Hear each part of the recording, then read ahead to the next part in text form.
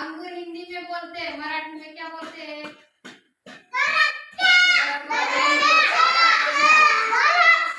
द्राक्ष नंतर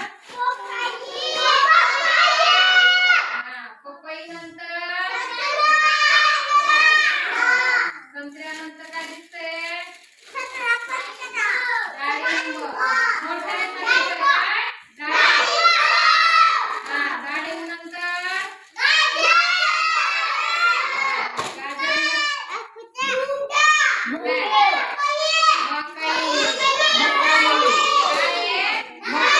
मकई नंतर भोपळ्यानंतर काय?